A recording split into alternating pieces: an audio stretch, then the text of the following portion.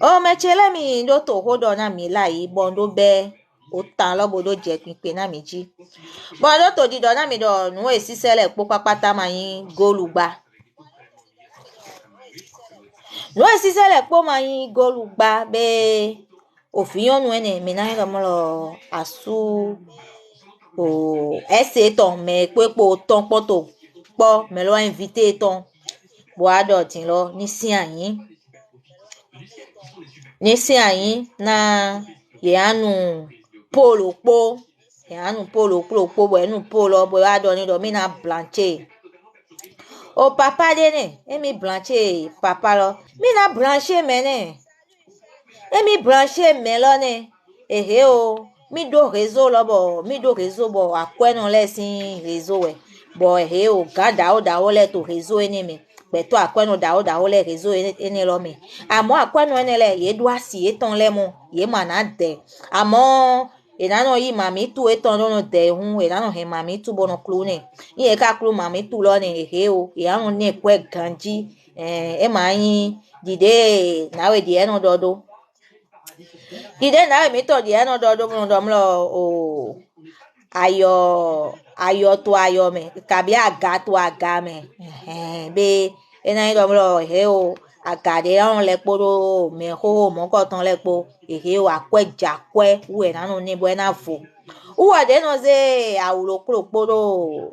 o na yo lodo profile etonji stati etonji bono bueno eno ze kwa ni bueno ho da lodo ehe o uwa ma so na no ze awuro stati ji bono samo boutique da oro po we na àmọ́ lọ ido papa lo le gwa lo ni bo epon te ni jan we lo ni flin mi osu sa ye ke o da we mo ko ton eyin ese ton lo e wa to de ma se sin akwe bi o e do mi na de ma se sin akwe ni eyi gbe bo mi branche me mo ko ton ni fine we fi yon lo amodo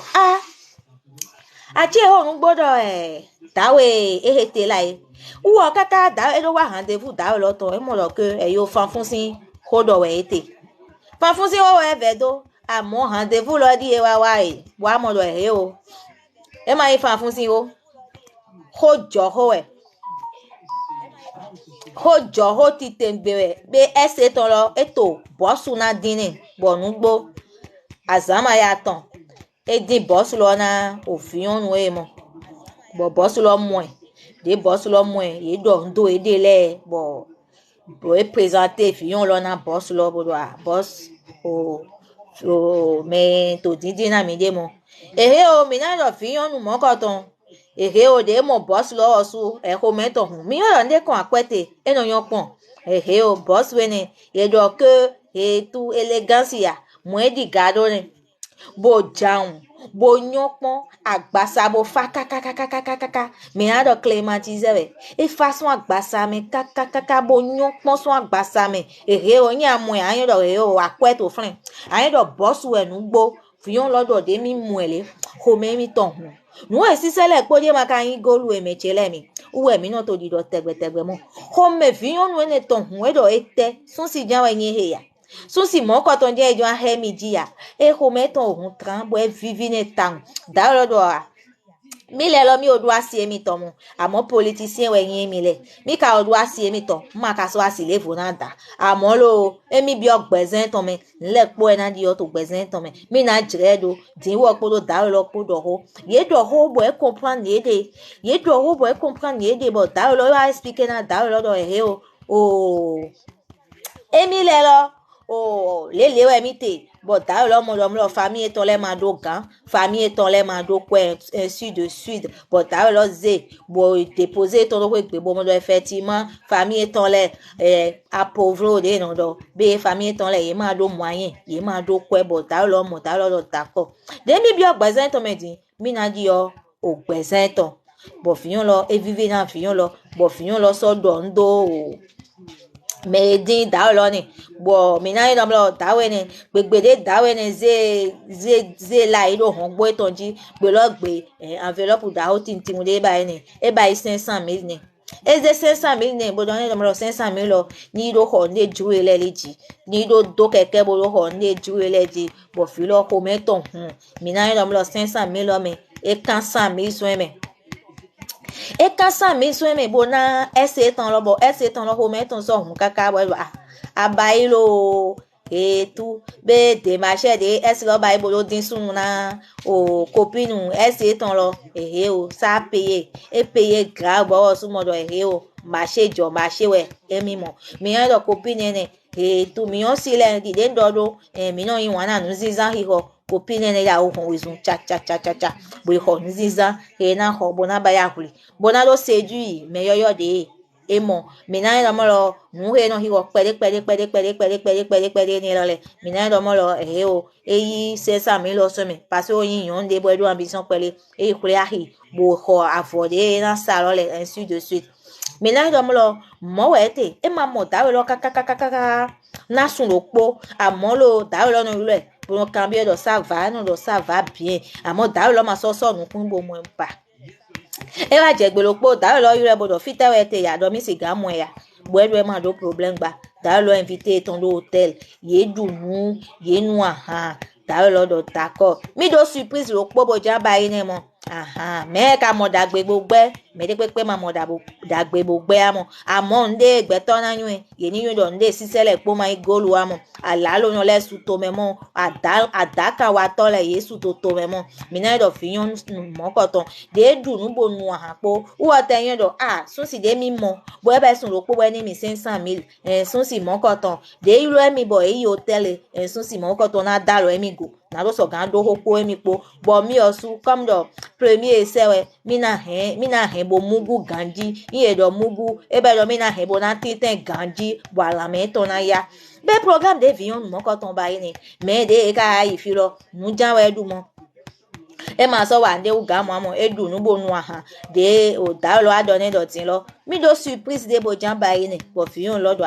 d'accord mi bo do surprise here mi surprise ne jo do here o vion cinema bo e plan vion si fite e plan vion si ne so yi wa e plan je o ho da ho de sinu kan appartement e no lo do yo fo gbe mi be o ho e mo o pe gbaja de e plan je ho lo sinu kan be wa ndo mo lo tu appartement we haya ne mo appartement we haya na vion nu ne mo vion nu mo ko ton ibi appartement me mi na ru appartement ne tu e to meublé yovo gbewe do eto meble gungbe do mlo o jan deme o li deme nu egbe to no zan le pe papata we deme be yin aja ho mo ko ton me o yin ate do awuto ebo je friend be nle po ana mo friend be amuame yo o bai amuame o garniture amua yo kwa fodo amuame o cuisine le po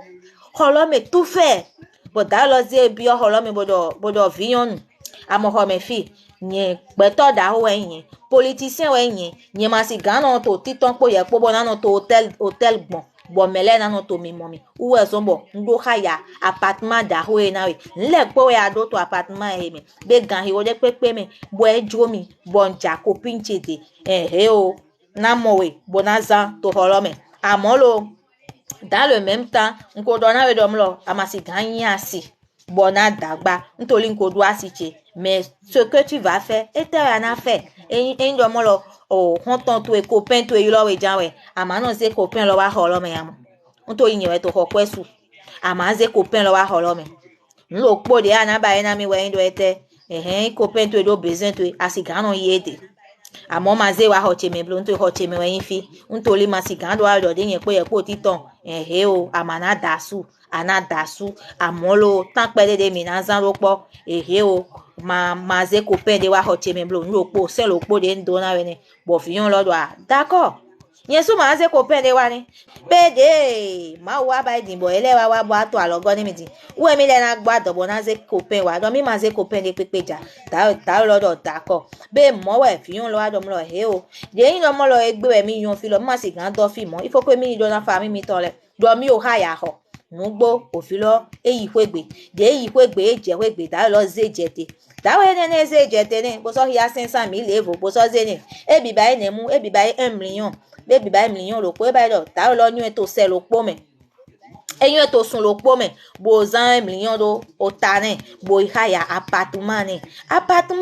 ihaya ne mina do fi yon mo ko ton arrive que do kwe kwaton ero lo po e bi appartement lo me fiyon nu mokoton e me la lo mi do di do mi mo fiyon nu mokoton e do ho bo gbe ton to fi cheke àmọ́ fiyon nu mokoton mi na do mo ho de do lo o nje me we do ho lo do o français gbe me we fiyon lo do ho lo do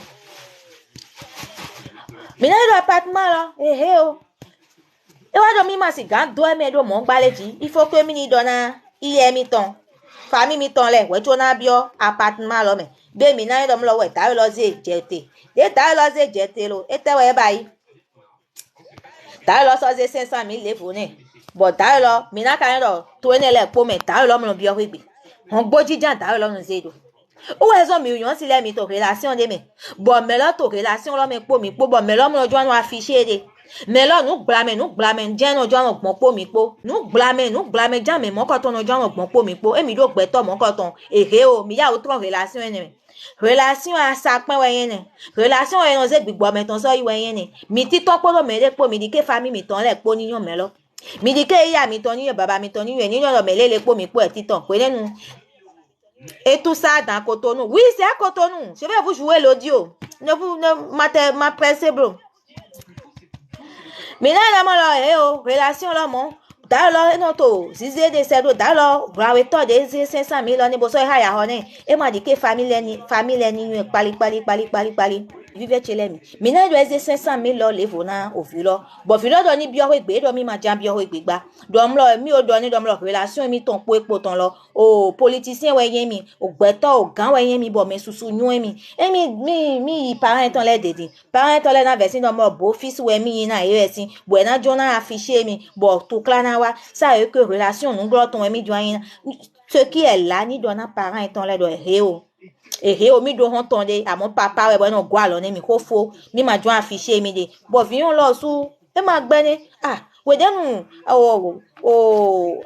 akwede kan bo fifa de mi so lo fi yon lo sugar daddy we mo de no di do sugar daddy no gwa lo na mi be wo so lo wo sugar daddy we mo bo e na wule bo ni sa we pe wo ma so do intention de pepe e be relation podo ti pour lo po won de yi we gbe ba do na ye ton lo do mo ta we de mi nu lo bo eyin me ho ne mi bo eyin politicien lo ta lo haya ho ne mi leji àmọ́ e mo relation nu glo ton we jan bayi mi lo iya ma do pe baba ma do pe kwe no ne ka wa bi ogbezan en to me ni edu e ma do problem indo e te gbe gwa lo na we e na zon bo family ona ton ya me e na zon bo yesu a ton son ya me àmọ́ lo ayiha to eni to te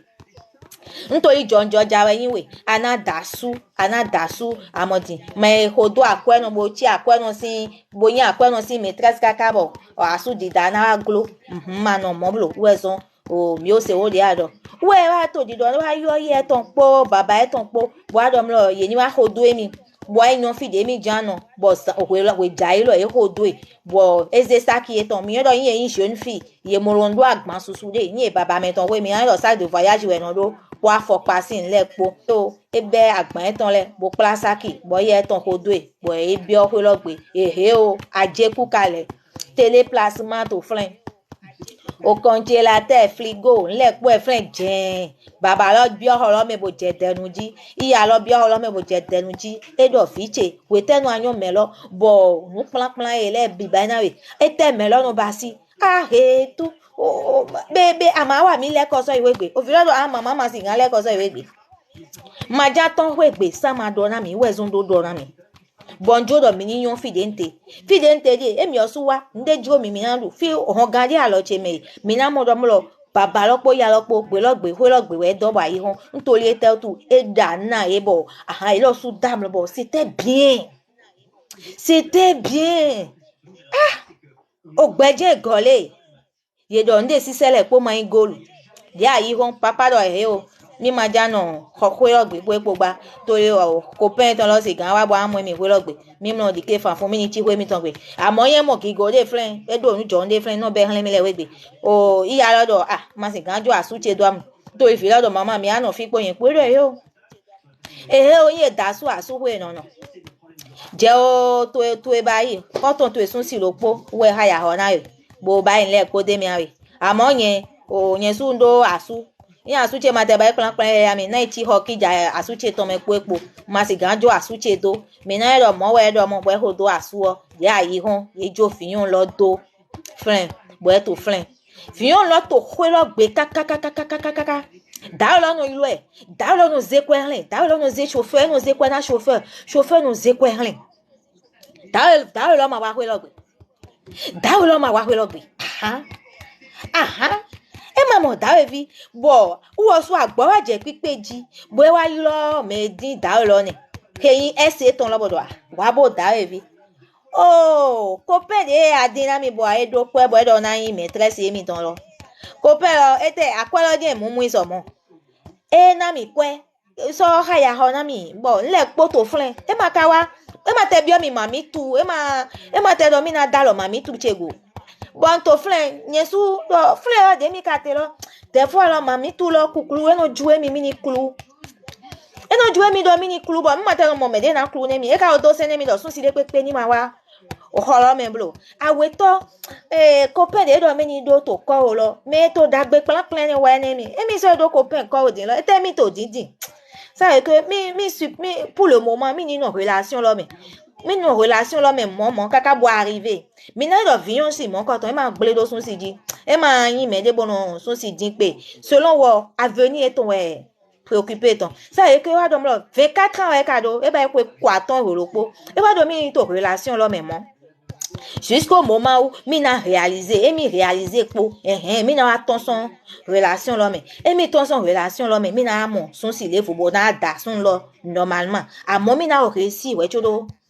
attention relation là mais ça que ma do me de mi na do mo lo o e do mami tu va vraiment mami tu e do mami tu va kaka na son lo po aton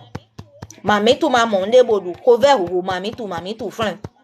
wo so flin po mami tu po nlo po de no bai wa no mle no du ndudu de no du ndudu o gloton e mo na ndudu gloton ndudu gloton mi na do mlo vion no ne mo mo du bo to flin bo flin kaka o ese ton lo su ma so do mlo wa bo de e ma to ni na wa de mi ma gblade mi awe ese lo ma so do mo bo vion nu to mo we vion nu te bo mi adu e to sun aton ba yi to kwe lo gbe ou jan we da lo wa yi lo e odo ma chérie tu es où pour fi lọ́dọ̀ mi we gbe ma yi fi de gba we do d'accord do mi na wa mi ja que mi le pe po lo e na passer nuit do po e na mala yin do po bo dam no do po oh pota poti we onu ni nu ene no jote bo mi po mi no po bo da wa bo do pota poti ho e wa di wa mi fi de ma pota poti sin wa mo kuton mi ton to fi we di nu ene wa to jijo te mo boyon si le po papata mi fon so amlo me mo sun si o sun ni so fon so amlo me mo ndo yon lo to mi di na so do sun si ton na mi awewe hen wa na mi do po mi yon do ma je fo yen wa live o ho jo ho le ho do le no hen wa me chechi ga e to fun le mi ma jo mi doblo mi tapoter bo partager na e ni wa se ho ye ni wa se nde to jijo to kutonu si to ho memo mi na yo do mlo viyon nu mon koton ta lo wa yule bo ado ni do re o ma chérie mi ja mi le po na no po mi na dam no po to zan e he lo melo bo viyon e raccrocher bo viyon nu do e tu Jesu ndo pe kometon hun edo he tu sun si to akwezan lo gomi so sun ene di egbon bo ha ya ho da ho na mi bo akwezan lo gomi e ma ka ma mi tu bio meche mi na lo mo lo vion mo ko ton ra do enfin me he yin o copain mi ton me he yin metu mi ton bo mi maîtresse na e he o mene e na klu ma mi tu ne mi to we jai lo bo kometon hun bo vion nu ene he o e la u bo drede do ndo kwetin bo drede do bo do robe de nuit he o Jesus sun si ni amwe o ho metu na hun bo vion drede do mo bo ta vi wa e he o e danu ta vi pepo ye dunu ko do bo ta vi do no ma chérie viens m'embrasser boy so wa no we ha ya ho da ho ni po appartement popo nle popo boy wa le ebi o awa me na o monsieur kissine bodo ke egbe lo ndoju o to e Bwedwa. Dwete kwacha emi osu. Do so we den gbon e do yun e de lo. Bo o ba yi na isun eni din lo. E ma da lo emi go. Mi osu no do jwe ton mi ma kayan de mi na do ne gbon. Mi yun do e ma jan. Da fere. Bo yin politicien mi yun do e jan. Uwe sombo e he o. Mi do e he o. Na mi na ba igbon. Amo de e do jwe emi ton lo e vivi. E wa kambio viun lo do mo lo. Do yin e jan du ma mi tu mene lo. E tele no ba yi ne. Bueno vivi ne. Asa eton awele re no sin do adogo ya. Kabi o kan re no do e bo no sin do ve gogo ne bo do no du mami tu ne bo e do no vivi ne ya. Fiyon lo do e he o. Mi mlo wa kan lin si ason do e mlo do kan emi di bo do no du mami tu me ne mi gba. Do yin do de ton gbe yun. O de ton gbe di ga bo no di do nu bo no gbingbon nu lo be. Etu mami tu emi ton ni sa to gbingbon bo to di do. Bono ze de la mo si se hlen me bono de ton. Di do mo lo gan po mi a uto klo yi ne mi. Do nde no vivi ne mi. Bo na ton flen bo na do mo na o kle mi ton awele. Bo na he bo na gbingbon bo na he bo na yinyon ne mi. Do yen to mo ba lo o vivi ne mi leji. Bo fi lo e raconter nde si gan ba yi ne. Yo vo no yo do ete fantasme.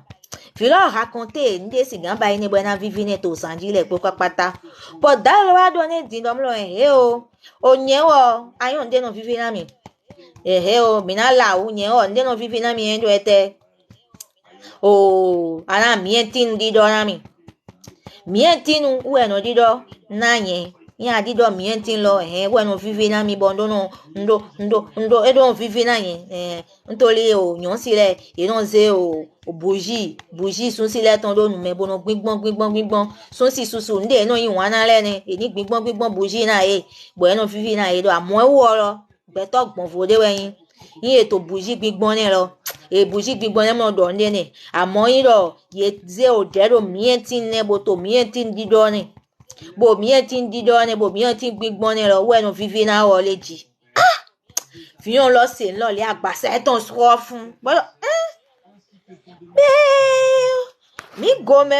ye na di do na we dimbo e na do vivi na we ya e do ande no vivi ne mi ne leji ke yen si gan ba yi plaisir ne mi lo e na anyo po fiyon lo do o mi de no to mi gome mi jale mo se ko si di anaklo réseau de mi anaklo ko si di anaklo do yen so ki a no nu wan jan we mi gome ma gon wa ma won pon akowa fiyon lodo mi na do fiyon mo ko ton agbase ton so fun mo do edo plaisir de no duro lo jan yin do mo ma di do mi gome je an di do na mi mo fiyon lo e pon aga popon do mi yo de mi wa ma di ofo de ho vivere mi no do bo no pin tan bo yen wa me de na yon nu o tan he to pin to din eyan si le pon na fon so amro me we de na bi o relation de me bo amodo mo la ma wa nde na me lo ko be ro ko jina we aya o hon ko de ma ifata aya o hon so réseau ene ma yon réseau ne gbe to sin gbigbo din we te bondo ho do ami me chele mi e na che ami mi mama de mi tapote mama de yon do ndu ami do mo lo fi lo ado o dawe ne e ba sun aton e ma wa du ma mi tu me ne mi bo e ka wa je gbeti bo e ka wa bodo mo lo mi ni by plaisir ni mi na mi na ka ba do fi lo do mi ma si ga go ma di do ni me ba nu plan enele ne mi e mi ma di do din bo e jo mi do din lo e ba do mo lo mi na bo chuter mi ni gbo di do mi go me na tawe vi une fois pour de bon comme de o mi ma yo ne bo na ipa me bo ne lawo we ti o do ba ene sa ke ma do problem we yi lawo mo bo fiyon lo su do e o de e je lawo le mi o su so yi o mi ya ira bo yi te kan bo yiyan mi etin lo ne na lo so gan kro o mi kan po de na jado mo ho do en ki ko ho na mi bo so to afi do ami haro pro bo le bla nu wa na mi e do e mo bo de lawo lo do po le do mi te kan bo mi te do ne to palo me bo ya ira bo to mi etin lo kukuru ne bo ki klo ne ganji ni mo te lo we mi o de mi to ni gba ije o mi queen le go to fun bo mi ba ganji bo e la o bo mi o su to rassurer bo yin do Ni était 20 mi entindo mi reo. Mi maman de nansi. Erreur fatale. Yo vodo erreur fatale. Mais tu l'aimes, mi boire dans la lèvre pour tapoter. Mi tapoter. Bona on lève là, na mi nous entend se gbeche keche nígbà bagé, ka nígbà burger. Oh, mais tu tiga et to file mi na ro lève maman Dieu forton jiwe. Mi temon. In do lève là fo jan mi manjo mi doblo mon. Mi na do lève hele mi na mo dom lo petom lo sude di susu ntoli ete otu. Ntoli ete otu. Mais susu ma jan se plon. Mais susu ma jan se nu plon mais o. Ou ezumbo mi na jale. In do lève là fo jan mi na video chele di o ma like susu bro mon. Attends. Et me like o mi na bay commentaire o glo na video lo. Bona ye do mo lo o mi ado ndo mi to page teji na do so gana mi ho to live teji e na chena mi ma wona jira lo po mi tan le do mo akwa mi mo bodo ho fo fe akwa ma na ha mi amo akwa mi ho mi do mi mo bodo ba ya bo ma akwa lo ma na ha mo bo mi do to nu kan yi to o ho mi tan le mi mi entine vion nu ne krona tawe epo bo e wa je sanji bo activité e coupé à zombe taivi eze vemene po fun po boze wa on tinu na ofi meton ofi lo su de pa me o ya ihabo klo me de ze o mi go lo wa o mi entinu e mo gon wa manu ko si de aklodo o mi ten do réseau spécial we mi na do mo lo o ta lo ke réseau lo hlen bodo lo ni bo de do na réseau lo mamoti bo ta lo fion lo azeta eton boze do asame na ta lo ememiti ta lo emla ile fion lo mla enwele bo ta lo aze mi go lo boze lo awon na fion lo bo fion lo wa to e wa dido emene bo fion lo wa by pression do edeji mi go lo to wan na mo wan lo ma so su parce que fion lo clo nu susu son mi go lo me we to lo mi go lo van lo awon mene e wa to nu ene dido nu ene lo we dido bo lebo nu ene lo dido bo nlo dido arrête lo dido ete bo lo dido ete bo to dido mi na mo do fion lo do he tu de mi to lo dido na dawe ni mi na do mo lo mi to gbigbon bougie ne we mi na do mi to gbigbon bougie ne we me mo wa lève maman Dieu est fort ton pon e mi to bougie se mi na do mo lo nde papa do to wa mama e mi na do bougie to fi tabi gan ko mi an o e me mi ti e wa to e do mo lo mi go me lo dido ni bo uwasu uwasu to vivi se di vivi se bo to akwado bo gbe do bo mi do aha oh fantasme te wa kanye vivi si se te kanye bo ndo mi go me no dido na gbe to bo do no se o vivi o agbon vo ye do da lo do ni ze de lo bo si se de mi bo fion lo malgré ça fion lo malgré elle e wa to lo bayi bo lo dido bo fion lo sunye do do ko ri hu mi amo mi ma do choix mi ma do choix parce que indomi ma baina melo si gan gle home melo ni apresent we mi go son 4 mois de gbon ni e ma bi mi asame e ma bi mi donu e ma bi mi mami tu din nu lo po de wa do din lo e na ba plaisir ni mi lo ou en do mi ni di do gogo me na we mi na ba do c'est elle était obligée de le faire pe gogo me lo di do we te bo onde ba pling bo fleson gogo me na da lo bo bi o fe go me ni bon et c'est là plus bon modo mimi lo pe do et te we bio ve go me ni bo e ralenti e de tase bo e do da lo do o do fi de mi di do ne je lo o pereji do mi o pe mi ma so jo di do ba da lo a que ni ba plaisir ni mi bro donc de no vivi ni mi ni dom lo son son soin de bon e mo dom lo mi ma wa ni ba plaisir bo e gbe de na ba plaisir ni mi de lo e ma jan ba plaisir ni mi so yota bo na dom lo e pe ya fi lo que de mi to lo di do ni lo que vraiment de flebio ve go me ni mi to din la bo do yo do que idée ton eto ho de ma nyon le do ni de ni bo fi lo se e senti do lo bio ho me ni fi lo do Le vieux là donne non. Donc en tout cas le monsieur là donne que donne à reprendre. Et donne à bébé ennemi bon vieux là d'accord. D'accord. Malgré elle. On doit mais chigale. Maintenant doit dire l'offre bien nous mener mon. Vraiment, elle a du mal à accepter. Mais elle est obligée et accepter. Et accepter pour reprendre. Et reprendre activité là, pour activité là bail mon activité là bail ouais. Et télé. Ouais tu es na bail bon. Bon ta lo et to ni gbedo. Mi lo mo son si. Iye gbigbon son si bo e bio vivi maintenant son si bo e bio gungun maintenant son si. Maintenant mo no ye no ndele do, no de no le no do afun gbe. De no le no do panthère gbe. De le no do lion gbe. Bo din mi na lo mo lo obene mi ton, ekule mi ton le. Ye ma so ekule yin ba. Ge pa we no yin. Mi na lo mo dawe ni o. Ge pa sin gbe we no do. Nto ikuto nu we nlojo te. To bere. Ta yin pinpin na mi kuto nu ejo te ofiyan lo sin o gbe to fi mo na ofiyan lo sin gbe na mi dada gbe nítorí mi mo do ajama ho jo ho nu eto jijo we mi no do meche chiga eto frele mi ma jo tapotage lo doblo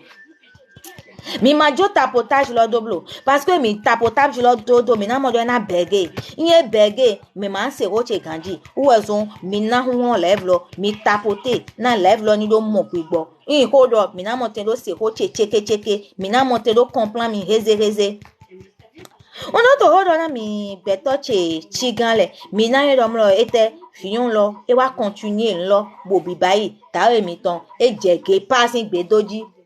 e jege passing gbe doji bo jakwa doji be wo vivi se jane etere miladoron tata happy kabo miladoron vivi se ne otere bo jende doji bo fiyon lo su gbe ton se fiyon lo do eto na o su si na to plaisir mo bo ne dom lo mi entin we na di do na obo bo na do to plaisir mo o hotel ka yen ne bo wa ge pasi gbe ne da vi di do ne ete mi na se plu ete mi ja si se gbe plu e mi se plu lo ete mo yin da vi o mi je yen do nu kun me ne pananananana cha satan akwe menwe yin meji akwe menwe kleye akwe wa e wa yi gbeto do to e siche menwe kleye akwe wa kwe wa to ya dona gbeto kaka bo gbeto no fe bunu fleke do no zo etonji mechele mi to nu kon yi etewe dawe ne bayi na o ete dawe ne bayi na viyon nu ene menelo dawe ne enye mi vlado viyon lo sinu kun me bo mi go nu kun me na viyon lo ebi awa viyon lo ebi awa bo nyile mi yon de no do nyile gbon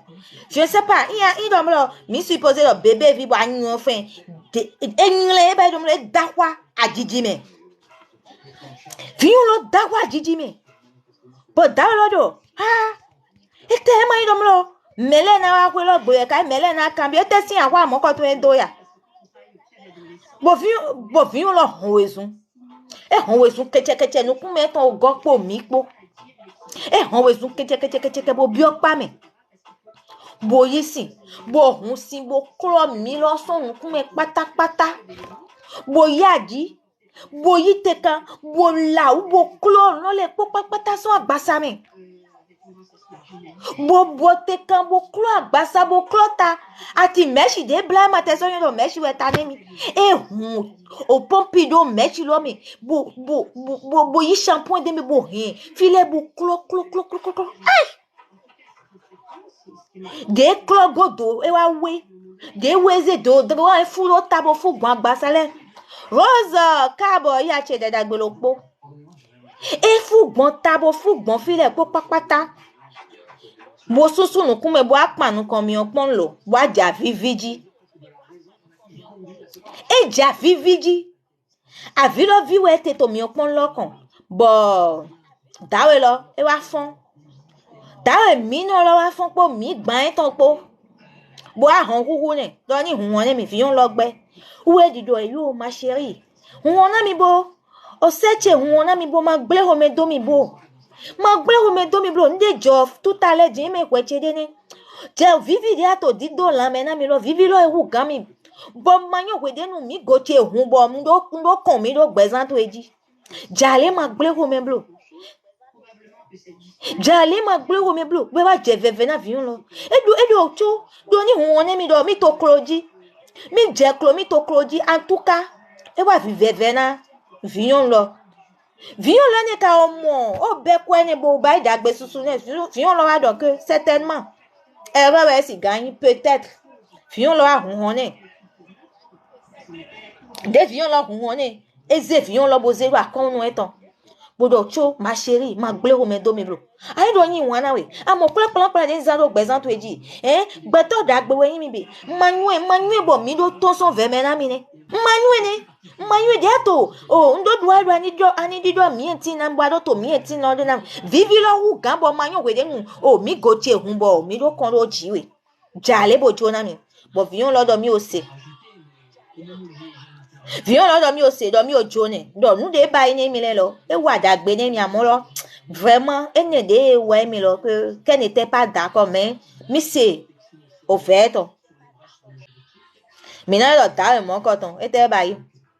ta mo ko ton wo so wa la ulo wa sonu mina lo san lo me to de wa do na vion lo do blo mina doflin wa yi na hon bo na monten lo ba yi la mule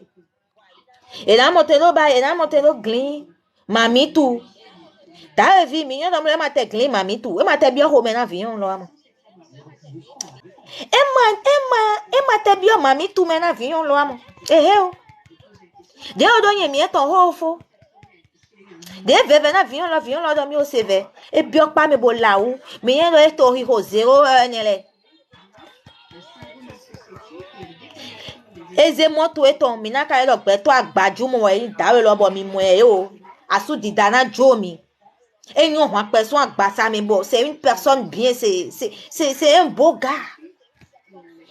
de ba nu eto la u mo mi na do mlo o sa ki eton de hen wa mi na ra wu de do chokoto de do nu de do bodo bi ahwe lo gbele e ma so do nu ene le ba mo échanger a vous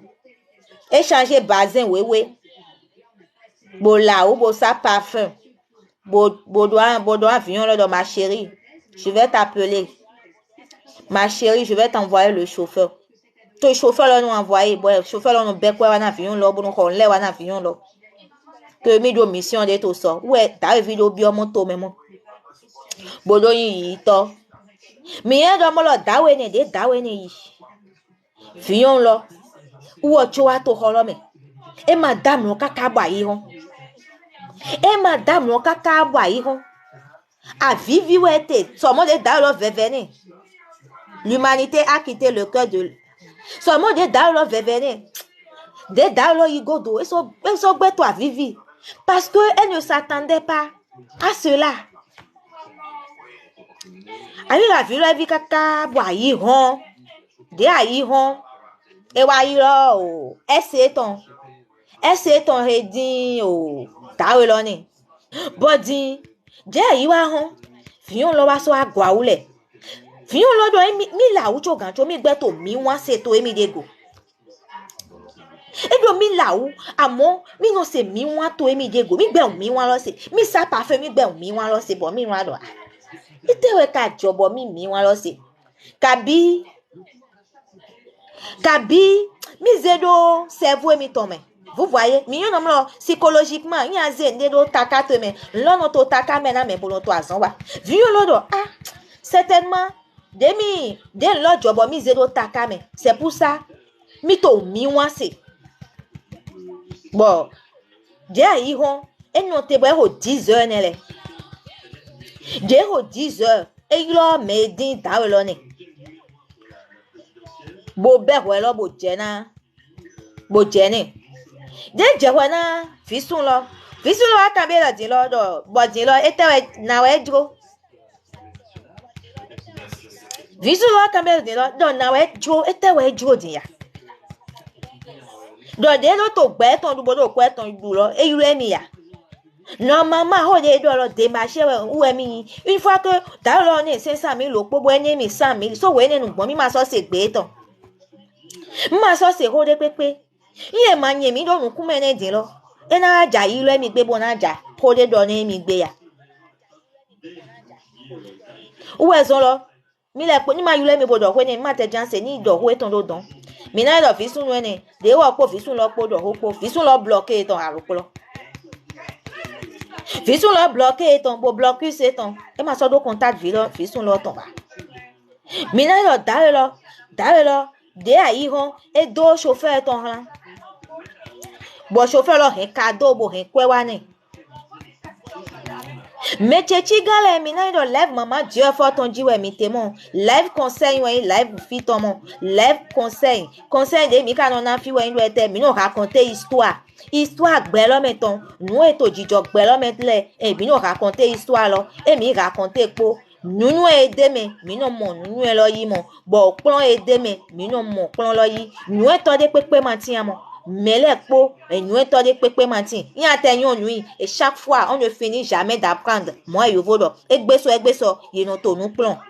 Bon, y wa mede do no nuit, we. Be live mi ton, il doit nous jemede go, cabine de jototo me, à dans des gommere, mi nous a raconté to fi. Mi no raconter do ogungbeme bon mele no se na no so gan yi nyu endeme mi na kan dom lo live link oton le live de yin live conseil bo me live de ye no to gojo bayi ye no to gaja bayi bo yin do live FIFA live conseil le bo me live o relation amoureux e me live mi na do peto le mo so to live mo ko ton ji we so we ve mi un ve mi do mi na mi hun to live loji mi no na mi hun e ma ye mi tin e mi pon live chepo mi no video cheleji bono eme video che amolo mi jale video che mi jo eme atonja mi ni eme bo commenter e na che na mi be mi na hun mama Dieu photo live etonji we ne no ho dada gbele o plan dada gbele na no he plan lo le wa bo na no apin ten ton na mi we ne no e mere to didi mi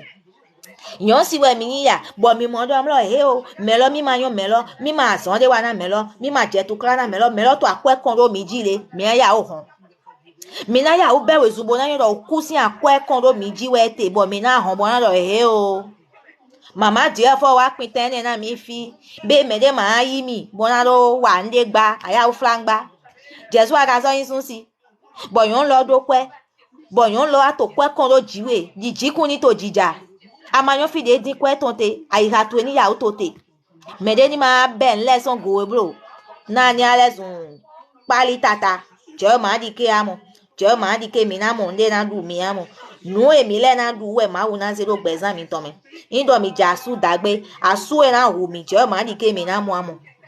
mo lo kura asu e mi osu na hu je ma di ke mi na mo asu e mi na mo bo fifa na tin aya je na tin we mi na mo mi je akwe din pe akwe mi ne din bo na do mi na hu me ka bi na do mlo o e na hu mi ma mu akwe na ejo ma o akwe jijo o no akwe alafia no akwe taragbe no we ma o na lo po mi ton le ndo ho do na mi na do fi yon mo ko ton de yo s lo bo do ho na s lo mi na mo do s lo e bloquer ton mi na do mlo o wunya wi na ni do na ye ton po baba e ton po do ehe o hon ton de haya ho na mi bo plasma holo me congélateur le po holo me esi mo ko ton o mi we yen do nukun me ami o fi lo wunya wi ndo do fi lo ma do na me ton le mi na do mlo fi yon lo e ma ton to gbo e ma ton kaka na san ton me a san ton de fi yon ne ma ton na mi na do mlo fi yon lo e to mi wan se mi to wan nu dwe o mi wan nu dwe e ka o la o na yi e gba no la o le ne to gbolopo nto li mi wan lo tu e no ti wan lo ba no to awule me wan lo ma yi bo e wa do e te we son e wa je gbe e wa je asan ton to gbe e wa so nu bo sa dodo ran bo ayi magazine e wa ye van na do so gan ho o nu ho meton le ndudu ravitaillement iye to produit lo leze iye to nuze le medeto côté aliment et ton bois to nuze lo le me lo le no dégager no ton son apa eton ye no ton son apa eton bo edo kabi mi wa de Mito si c'est to emi de golo. Ça veut que ema psychologique, ema idom lo cerveau mais où est to titon so emi. Ça veut que mito mi wan lo nu ngbo ya. E do he o. E so se son flen, podo o pousse we ton po nde do hon. E so e do mona. E so yi fi de gbeto soute. To magasin lo. Mais on les so e ba ete. Ye so se son fi lo. Vous pouvez constater effectivement que mito wan nu ngbo. E je kes. Miye do no todo me de godo e. Mais si godo ete to kes lo. Mais là donné dom lo ni wa mais là ni place ton do ni wa isu akwe. En tout cas, mais to kes lo bwe do wa li ma lo e me ku e fire ni son kes lo bwe do isu kwe. Kesi osu de wa kes bo kes su mi lo ko na sin tan we mi te. Mi na dom lo me to kwe yi to flen. Mais là ma chon cash ne. E ma ye mi di. De je me lo sinu kon. Melon no te tieju pe videle cash ne ja melon chon posé doa hontin. Bon madame faites vite, il y a des clients qui viennent. Client les to go do mi ya ubai. Mina do de yi gbon mo bo fiyon lo e wa yin do mi to wanu. E yin do mi to wanu e ma so gbe wa do il faut que mi yi gbeto de. Mi yo do yon si no do copine jawe. Mi ni gbeto de. Bon nde ho lo le wa do ke copine lo di mi na kan do mo copine lo di no za. Nítorí copine de leti bo indo mi to hon to me bo a un moment que bo nu yon na me de mi na mo lo me nu yon na lo e no gbon alio eton nítorí no mo do lo mi obi o class mi ma so si gan do gbe me ma do gan ton be mo e yi gbon ne mi na mo lo copine lo de mo o papa sugar daddy bo eto akwezan tout ça e ma so kan copine lo bi ogbede amo de copine lo e wa senti do lo mi to wanu e wa so jo yi confirmation sur bo yin do lo mi na campion copine lo do lo mi nu wa we ya mi yan do lo nde hoto super ba se lo le mi na ka so ndo fi yon de ho do am ne o kwa de sigli mo ta lo be kwa ni ganji e ho o le de ho o le si de ho ka fi time de ho le bi papata e be pe podo saki da ho me bodo mo na copine lo bo yin do mi ni na copine lo de we je bo copine lo mo lo ma chérie azan ya ton e do to me fi jawe mi te ya e do to me fi we be e do